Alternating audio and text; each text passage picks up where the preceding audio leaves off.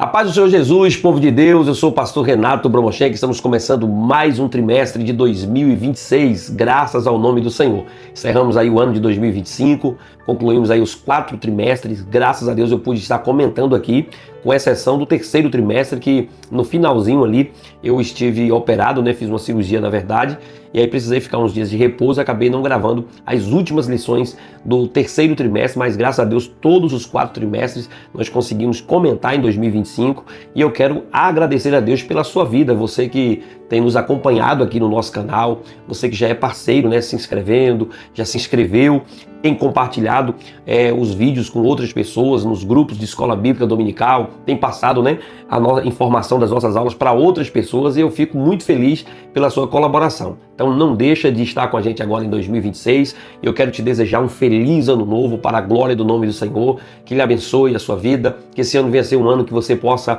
se dedicar ao ensino da palavra, ao aprendizado da palavra, tanto para a sua edificação como para a edificação de outras pessoas. Nós vamos estar aqui, à medida do possível, colaborando com você, aprendendo no dia a dia, porque à medida que a gente ministra, a gente não sabe tudo, a gente está estudando também e aprendendo a cada dia, para a gente compartilhar com você, para facilitar a sua explicação. A gente não traz nada aqui inédito, coisa extraordinária que você nunca ouviu, nunca viu, não é isso. A nossa intenção aqui é apenas explicar a lição, trazer uma explicação básica, simples, para que você possa ter conhecimento da palavra de Deus e consiga passar para o aluno que está aí na sua frente, na sua sala de aula, com você, ou talvez você que não frequenta uma escola bíblica dominical e acaba assistindo aqui também, ou perdeu uma escola dominical, por acaso não deu para ir, mas vem aqui também como aluno, não tem problema, todo mundo é bem-vindo, seja muito bem-vindo ao nosso canal, não se esquece de dar aquele joinha, de fazer a sua inscrição e de ativar o sininho.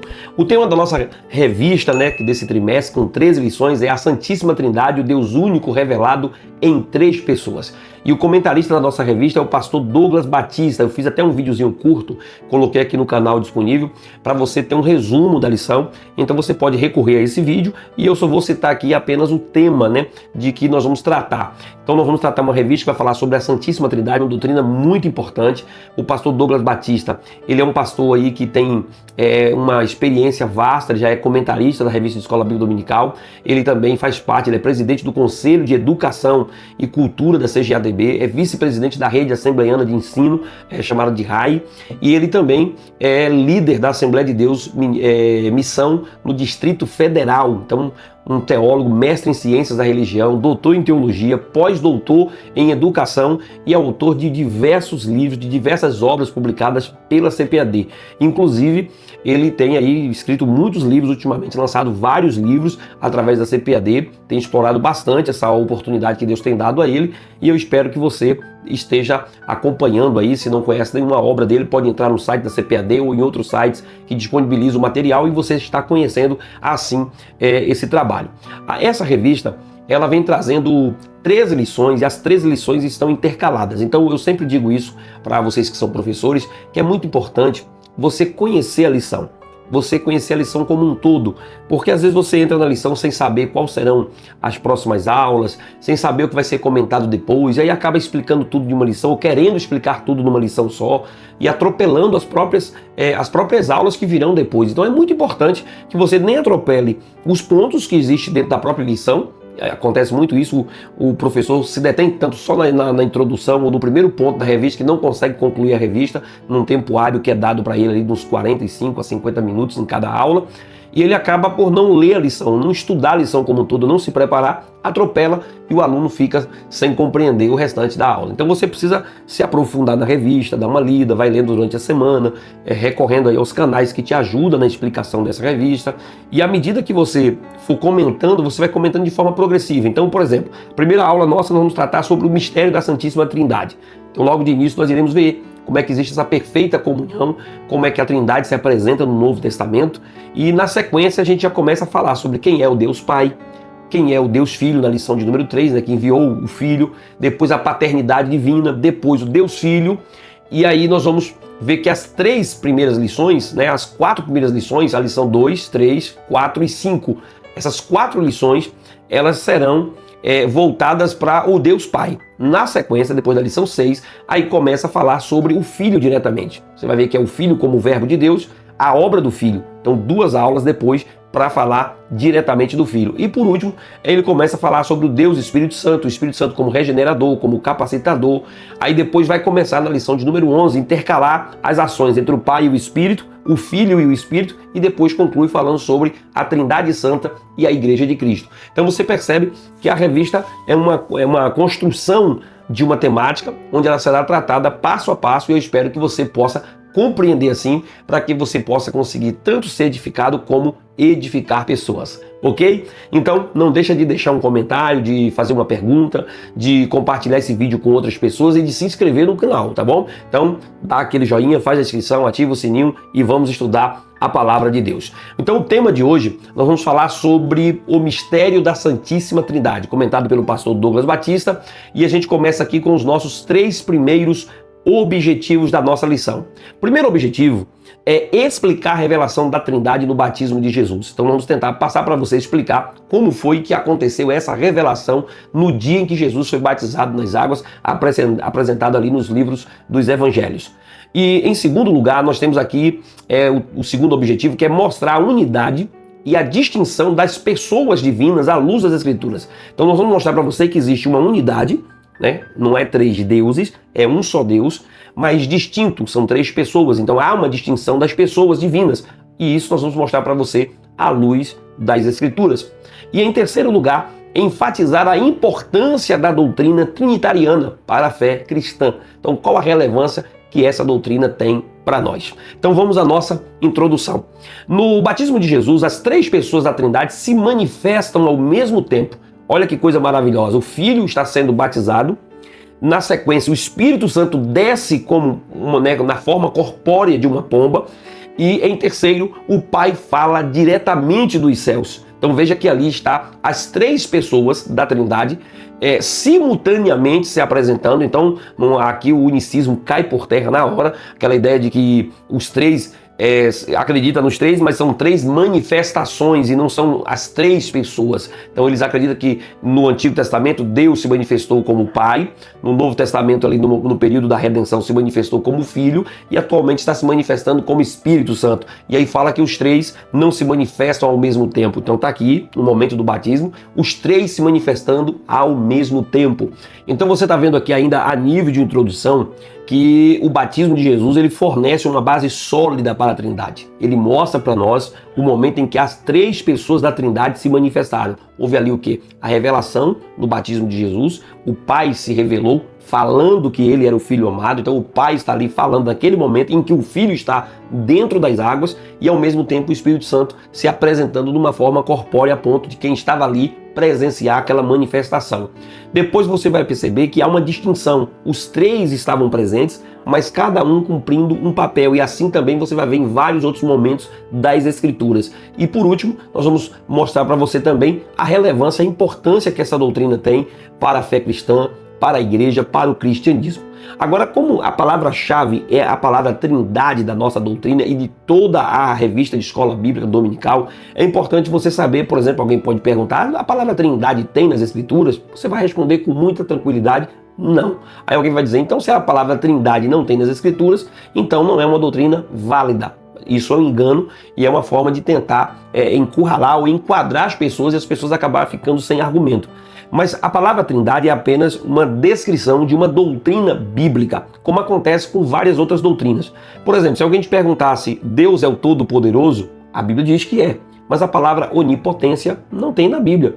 E diversas outras denominações e outras religiões que pregam sobre o cristianismo, que prega sobre as Escrituras, vai defender para você que Deus é o Deus onipotente. Ele é o Deus que tem todo o poder. A palavra onipotência não aparece na Bíblia. A palavra também, por exemplo, onipresença. Aquele Deus que está presente em todos os lugares, ou pode estar presente em todos os lugares ao mesmo tempo. É o Deus que conhece o passado, presente e futuro, como a onisciência. Então essas palavras não estão na Bíblia. E como várias outras palavras, como a palavra encarnação, a própria palavra Bíblia também não está dentro dos livros sagrados, dentro do rolo sagrado, mas a menção, as inferências da palavra está ali. Por exemplo, quando Jesus diz, batizando em nome do Pai, do Filho e do Espírito Santo. Então veja que ali está a doutrina da Trindade. A palavra Trindade em si não aparece. Quando diz o Deus Todo-Poderoso, ali não está falando diretamente a palavra onipotência, mas ali está a palavra que é o Deus Todo-Poderoso. E assim também é o Deus de ontem, de hoje e de eternamente, como por exemplo a doutrina da imutabilidade divina, ou a imutabilidade de Deus, o Deus que não muda com o tempo. Ele é o mesmo Deus do passado, é o mesmo Deus do presente, é o mesmo Deus do futuro. Então, vários termos teológicos é apenas uma forma de descrever uma doutrina que está nas Escrituras. Como a gente tem, por exemplo, várias doutrinas, né? A bibliologia, escatologia, como a gente tem, por exemplo, a martiologia, e assim vários termos teológicos que é para descrever doutrinas que estão dentro das Escrituras. Então, espero que você tenha compreendido aqui essa explicação a nível de introdução. Mas vamos ao primeiro ponto, falando sobre a revelação trinitariana ou trinitária no batismo de Jesus. No primeiro tópico, nós vamos falar sobre o batismo do Filho, a obediência de Cristo. Jesus, o Deus encarnado, ele desceu as águas do Jordão para ser batizado por João Batista, num ato de obediência. Veja, por exemplo, que está em Mateus capítulo 3, verso de número 13. Então veio Jesus da Galileia ter com João junto do Jordão para ser batizado. Jesus ele não era um pecador e não precisava ser batizado como forma de expressar arrependimento. Ele não precisava passar pelo batismo como nós passamos para manifestar uma forma de arrependimento, mostrar que estava arrependido dos seus pecados. Até porque, olha o que a Bíblia diz, e eram por eles batizados no Rio Jordão, confessando os seus pecados. Esse era o modelo de todas as pessoas que eram batizadas no Jordão. Aquele que não conheceu o pecado, segundo as Escrituras, segundo Coríntios capítulo 5, verso 21, aquele que não conheceu o pecado e fez-se pecador por nós, ou fez pecado por nós. Aí Hebreus capítulo 4, verso 15 diz, como nós em tudo foi tentado, mas sem pecado. E o próprio Jesus explica a razão pelo qual ele foi batizado em Mateus capítulo 3, verso 15. Jesus, porém, respondendo, disse-lhe, deixa por agora, porque assim nos devem cumprir toda a justiça. Então ele o permitiu. João resistiu, disse, não quero batizar o senhor, porque eu não sou digno de desatar as suas sandálias, as suas alparcas, e eu que preciso ser batizado, né, pelo senhor, e não o senhor ser batizado por mim. Então, João estava reconhecendo a divindade, a deidade de Cristo, o senhorio de Cristo, ele era primo de Jesus, estava reconhecendo o senhorio de Cristo, e aí Jesus disse para ele, olha, eu preciso ser batizado para cumprir toda a justiça. E assim João permitiu. Então Jesus ele não foi batizado porque precisava ser batizado para arrependimento de pecados. E isso acontece comigo e com você.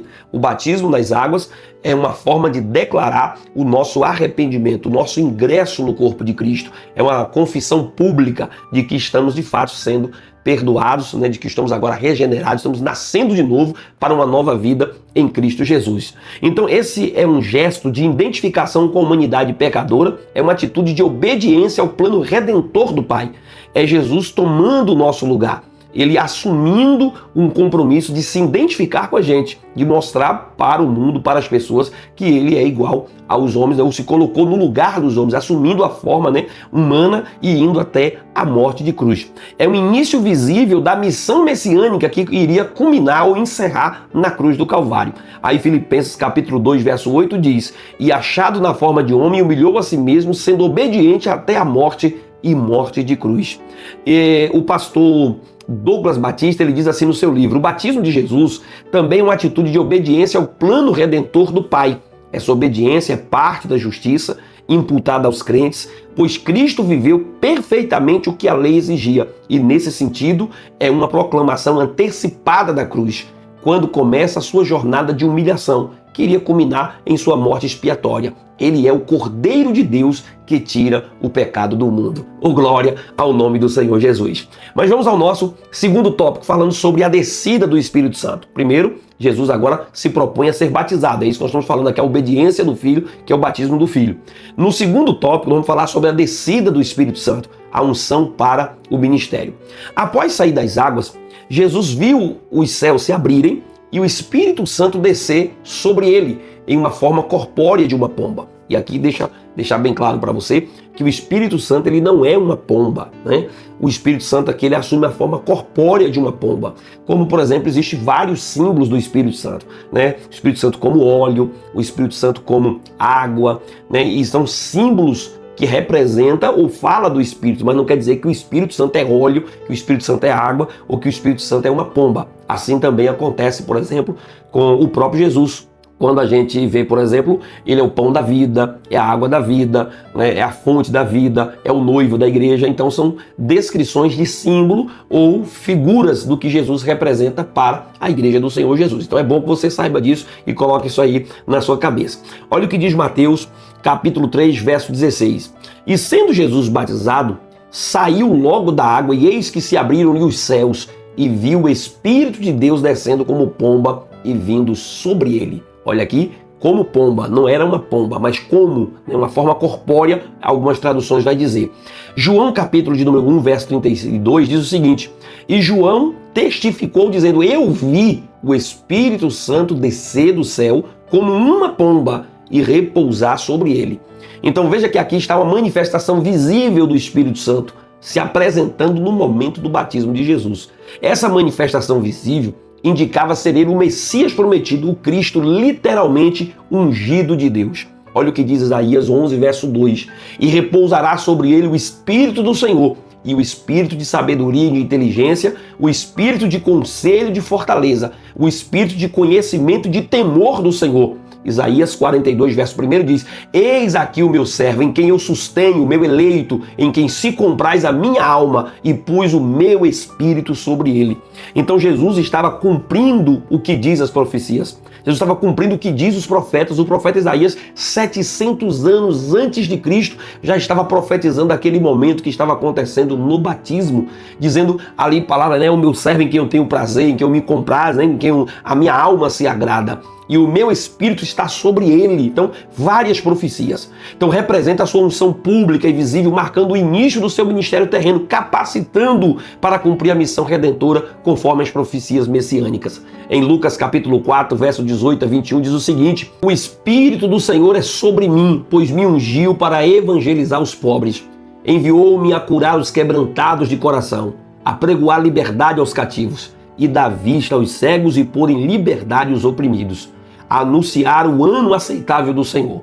E cerrando o livro, ou fechando o livro, né, tornou a dá-lo ao ministro que estava ali, assentou-se e os olhos de todos na sinagoga, de todos, começaram a fitar nele, olhando para ele. Então começou a dizer-lhes, hoje se cumpriu o que estava nessas escrituras. Ele disse isso aos ouvidos de todos que estavam presentes, conforme Lucas confirmou.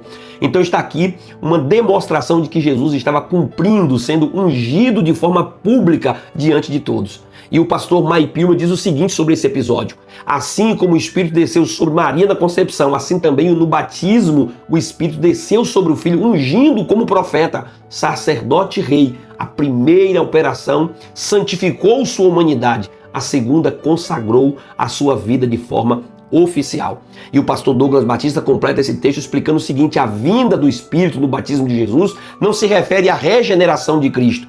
Ele era sem pecado, mas a capacitação para o exercício da sua missão pública. Era o Espírito Santo mostrando, né, capacitando Jesus de forma pública, que ele estava preparado para cumprir a missão que ele veio, ungido para cumprir. Ele era ungido do Senhor que veio cumprir essa profecia, que veio cumprir essa missão. Então vamos ao nosso terceiro tópico, falando sobre a voz do Pai, a aprovação celestial. Uma voz audível do céu proclamou dizendo: este é o meu Filho amado, em quem tenho prazer ou em quem me comprazo. Mateus capítulo 3, verso 17. Essa é uma declaração solene e pública do Pai, que confirma o que é a identidade do Messias e também a divindade do próprio Jesus. Está confirmando que Jesus é o Filho de Deus. E ainda está em Salmo capítulo 2, verso de número 7, ou Salmo de número 2, verso 7, que diz o seguinte: recitarei o decreto. O Senhor me disse, tu és o meu filho, eu hoje te gerei. E aqui é uma frase importante, uma palavra importante, que é o ato de gerar. Jesus é o Filho gerado do Pai, né? Jesus, ele foi gerado do Pai, então ele tem a mesma essência, diferente, por exemplo, de nós, seres humanos. Nós somos criaturas, e isso aqui é um beabá do evangelho, para a gente não ficar falando besteira, achando que nós somos deusinhos, né? Nós somos criaturas, e nós só se tornamos filhos de Deus quando aceitamos Jesus como filho legítimo, como filho unigênito. Aquele que recebe o filho ganha o direito de ser chamado filho de Deus. Então nós somos chamados de filhos por adoção, porque nós somos o quê? Criaturas. E Jesus, ele é o Filho gerado do Pai conforme está escrito no Salmo de número 2, verso de número 7. Isso aqui é o beabá do Evangelho para a gente compreender. E aí diz mais ainda: eis aqui o meu servo em quem sustenho, o meu eleito em quem tenho prazer a minha alma. Pus meu espírito sobre ele, juízo produzirá entre os gentios. Isaías 42, verso 1. Então você tem várias profecias confirmando que Jesus é o Filho de Deus. Então naquele momento que Jesus entra nas águas para ser batizado, ali estava confirmando a profecia do Antigo Testamento, o que os profetas tinham dito. Naquele momento que ele entra nas águas, o Pai confirma que ele é.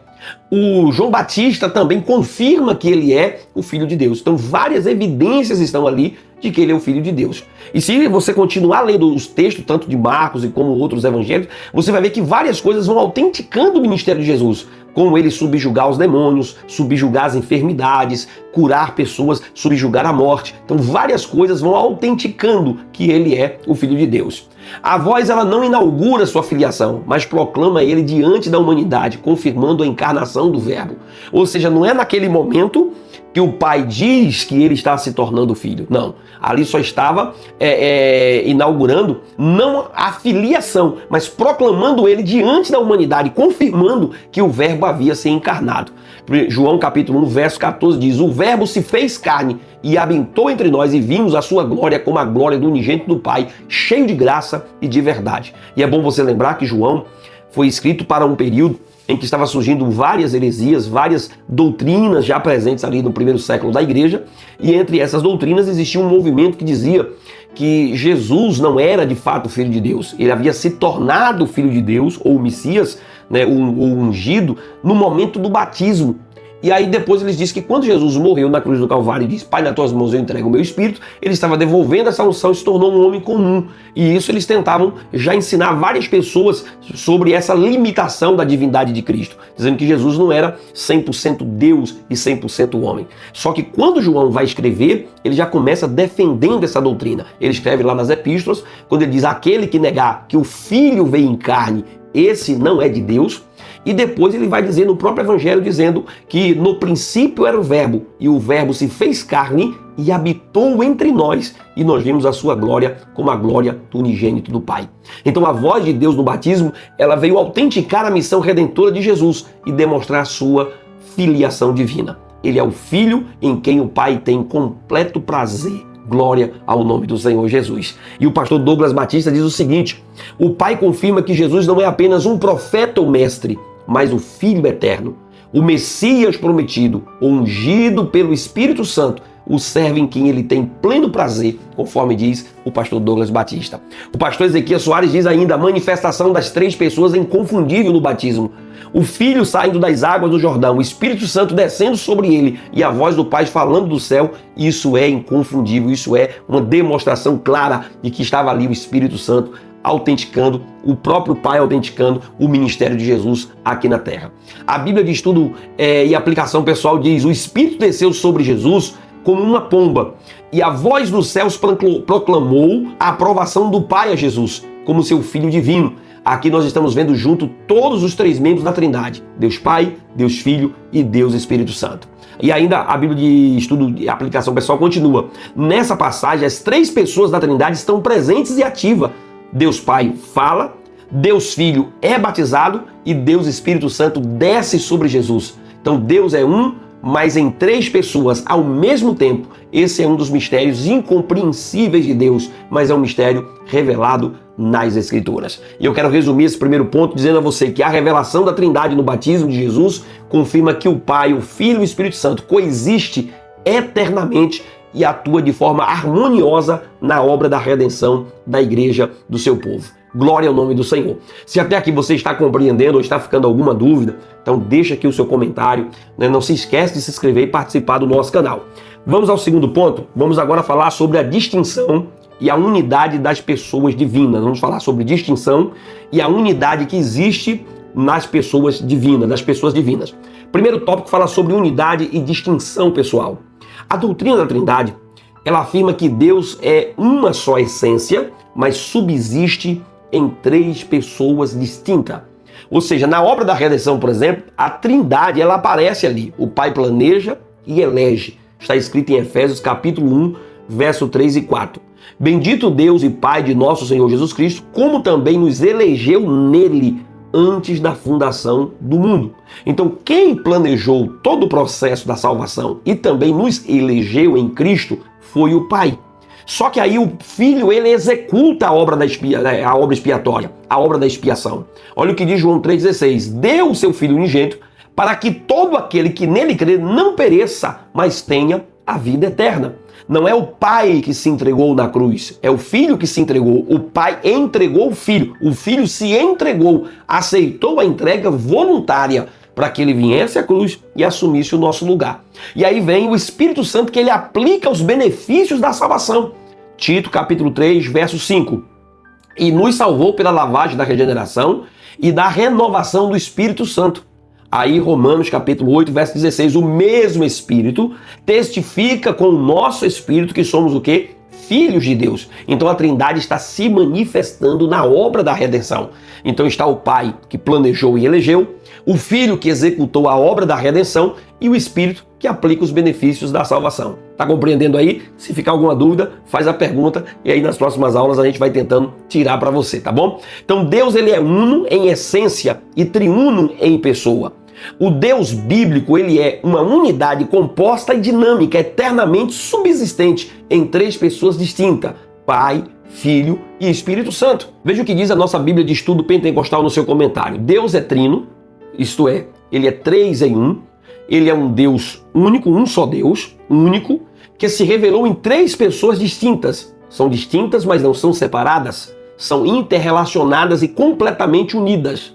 Ou seja, o Pai, o Filho e o Espírito Santo, conforme está em Mateus 28, conforme está em 2 Coríntios 13 e 1 Pedro capítulo 1. Cada pessoa é completamente divina, isto é, completamente Deus. É igual às outras, no entanto, não são três deuses, mas apenas um Deus, conforme diz a Bíblia de Estudo Pentecostal. Na Bíblia de Estudo de Aplicação Pessoal diz o seguinte: todos os três membros da Trindade estão envolvidos na salvação. O Pai nos amou tanto que enviou o seu Filho para preencher o abismo entre nós. O Pai e o Filho enviam o Espírito Santo para encher nossas vidas de amor e para nos capacitar a vivermos pelo seu poder. Com todo esse cuidado e amor, como podemos fazer menos do que servir a Ele completamente? Então, está aqui muito claro para nós que os três existem e os três estão completamente em distinção pessoal. Cada um tem a sua função, mas não são três deuses. São três pessoas, mas não são três deuses e são inseparáveis. Espero que você esteja compreendendo até aqui, mas vamos tentar explicar um pouquinho mais para você sobre essa pluralidade na unidade no Antigo Testamento, conforme está no segundo tópico.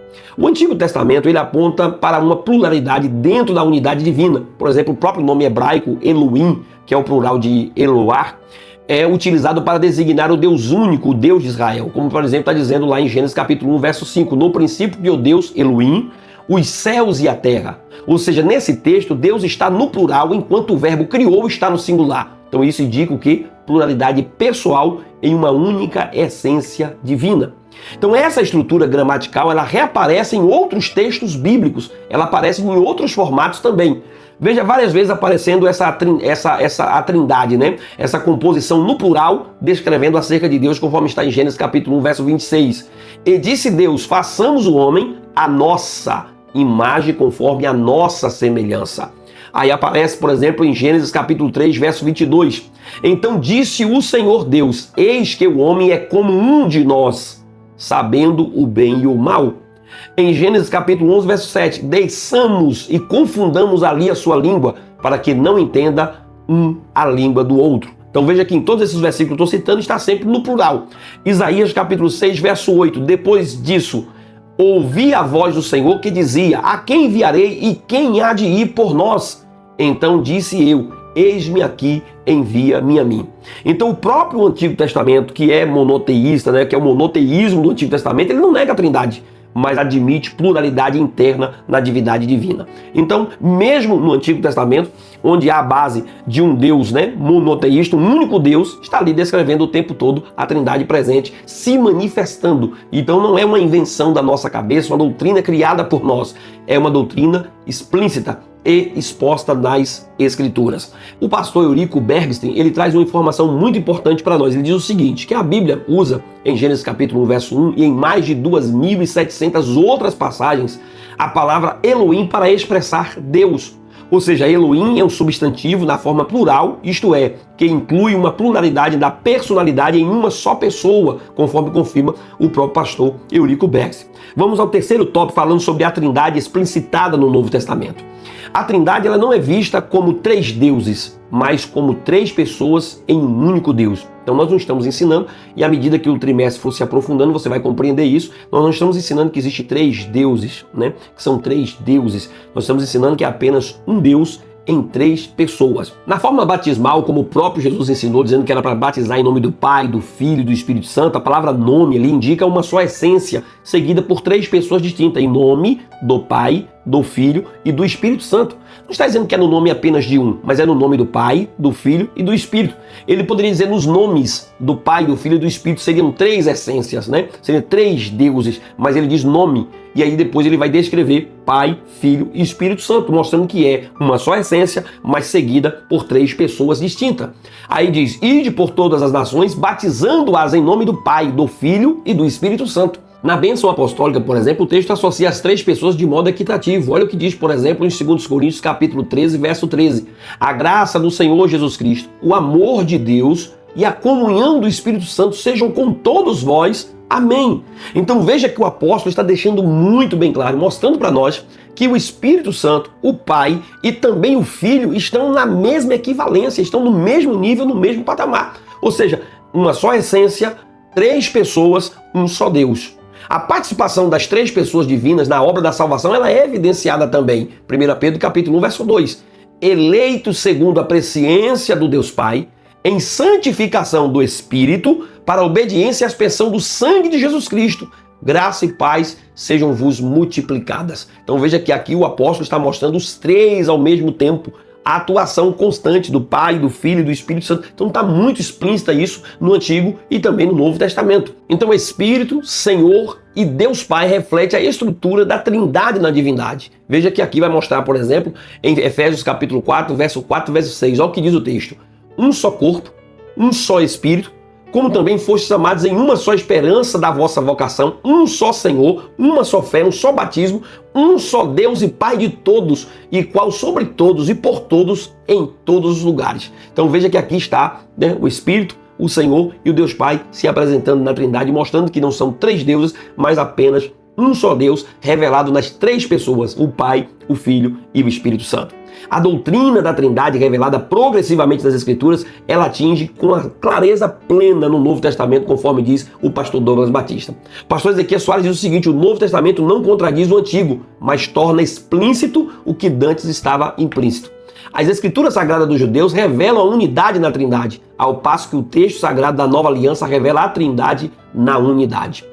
A doutrina da Trindade não neutraliza e nem contradiz a doutrina da unidade, e nem a doutrina da unidade anula a Trindade. A Trindade bíblica pregada pelos cristãos consiste em um só Deus, em três pessoas. Não são três deuses, que seria uma tríade, né? E não uma trindade, conforme diz o pastor Ezequiel Soares no seu livro. Então você perceba que eu quero concluir esse ponto dizendo o seguinte, que a unidade e a distinção das pessoas divinas mostra que a Trindade não é três deuses, mas um só Deus em essência, revelado como Pai, Filho e Espírito Santo. Glória a Deus. Então eu espero que até aqui você esteja compreendendo, mas nós vamos agora ao nosso terceiro ponto. Se você tiver com alguma dúvida, faz uma pergunta, deixa um comentário, compartilha com mais alguém e assim você ajuda o nosso vídeo a entregar. E muitas pessoas que assistem o nosso vídeo por aqui acabam não se inscrevendo no canal. E eu queria te convidar, se você está aqui assistindo a nossa aula, se inscreve, você vai estar dando um apoio ao nosso trabalho, fortalecendo o que a gente está fazendo. Você pode dar o joinha, fazer a inscrição, ativar o sininho, isso ajuda o YouTube a te entregar melhor,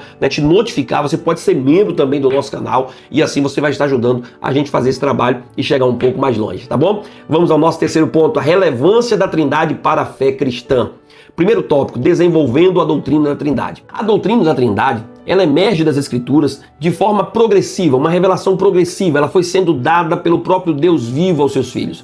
à medida que cada escritor, começando por Moisés no livro do Gênesis, a todos os livros subsequentes, foi revelando a existência do Deus Trino, da Trindade ali presente, Deus Pai, Deus Filho e Deus Espírito Santo, concluindo assim no Novo Testamento. Então não foi a igreja que tirou da própria cabeça, que achou por bem criar uma doutrina da Trindade para equiparar a igreja a outras religiões, como alguns tentam passar. Não, muito pelo contrário.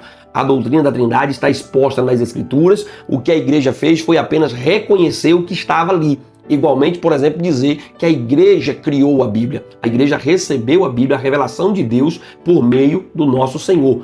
Ele revelou a sua palavra, deu a sua palavra aos seus escritores, aos seus servos, ao longo de 1.600 anos. E a igreja, ao longo dos anos, ela foi colecionando, juntando, preservando os escritos sagrados. Na medida que começou a surgir novos livros, né, novas heresias, novos pregadores, então a igreja achou por bem formar os concílios. E no concílio, como também aconteceu, por exemplo, já em Atos capítulo 15, você percebe que a igreja ali começou a perceber uma barreira, um problema, a igreja se reuniu, fez uma carta, um documento, entregou para Paulo e ele saiu percorrendo, apresentando aquele documento de quais eram as exigências que a igreja tinha que cumprir na situação de gentios para estar enquadrada, fazendo parte da mesma família da igreja de Deus. Porque havia aquela exigência que os judeus estavam fazendo a mais para que os gentios pudessem cumprir. Então você perceba que ali no Novo Testamento já há um modelo. Toda vez que havia os problemas doutrinários, a igreja se reunia e estudava a própria escritura que o próprio Jesus deixou e ia formulando. Com a partida dos apóstolos, os pais da igreja foram formulando ali nos primeiros séculos da igreja também as doutrinas. Eles foram juntando, né, se reuniam à medida que ia aparecendo novos mestres, novos ensinadores, pregando alguma coisa diferente do que os apóstolos tinham ministrado e dizia, alto lá, tem alguma coisa diferente aqui. E aí eles se debruçavam sobre as escrituras e começavam a estudar e assim iam colocando no papel, estudando para que isso fosse oficializado para a igreja. Por exemplo, o Concílio de Nicéia, ele proclamou que o Filho é da mesma substância do Pai. À medida que eles começaram a analisar os textos bíblicos, eles começaram a ver que o Filho não era um Deus menor, uma criatura. Eles foram examinando as Escrituras e percebendo tudo que estava acontecendo, tudo que os próprios apóstolos tinham deixado. Então eles reconheceram que o Filho tem a mesma substância. Já o concílio, por exemplo, de Constantinopla, ele completou a formulação trinitária quando ele afirma que a divindade do Espírito Santo, ele reconhece a divindade do Espírito Santo. Vai mostrar, por exemplo, que o Espírito Santo, ali naquele episódio, quando Ananias e Safira tentou mentir, e Pedro disse, por que vocês mentiram para o Espírito Santo? Não entristeçais o Espírito Santo. Ele começa a mostrar os atributos do Espírito e vai mostrando, vamos estudar isso numa lição posterior, e você vai compreender que o Espírito Santo também é Deus. Isso foi reconhecido pelo Concílio de Constantinopla. Não foi criado pelos concílios, foram reconhecidos. E aí nós podemos olhar essa observação do pastor Douglas Batista, o que ele diz, o Concílio de Nicéia, em 325, foi convocado para enfrentar o arianismo. Lembra que eu te falei que existia às vezes os teólogos, os presbíteros, os outros pregadores começavam a pregar um movimento, uma doutrina diferente, então eles se reuniam, eram convocados para enfrentar um movimento que estava ensinando uma doutrina que era equivocada, errada, de acordo com o que estava na própria Escritura. Essa doutrina negava a plena divindade do Filho. O resultado foi a declaração de que o Filho é da mesma substância do Pai, reafirmando sua plena divindade. Após esse concílio, novas controvérsias foram surgindo também. Dessa vez veio a respeito da pessoa do Espírito. Eles começaram a combater, tremendamente o Espírito Santo. Eles negavam que o Espírito Santo fosse plenamente Deus.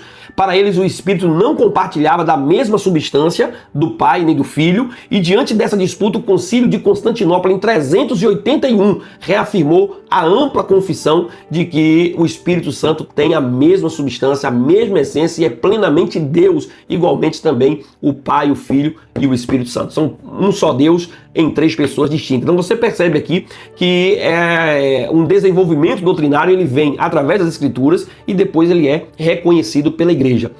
Então aprendemos que o Pai é eterno e não gerado, a fonte, né? O Filho é gerado do Pai e o Espírito Santo procede do Pai e do Filho, que é uma afirmação desse concílio. O cristão, ele ora ao Pai por meio do Filho no poder do Espírito Santo, conforme está em Efésios capítulo 2, verso 13 e 18, que diz o seguinte: mas agora, em Cristo Jesus, vós que estavam longes, né?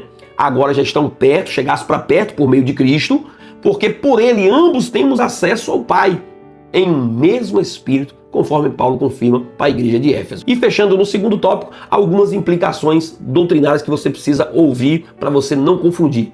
O triteísmo, crença em 3 deuses separados, por exemplo, viola a unidade de Deus, pois a Bíblia revela a existência de um só Deus. Então nós não cremos no triteísmo. A nossa linha doutrinária é a Trindade Santa.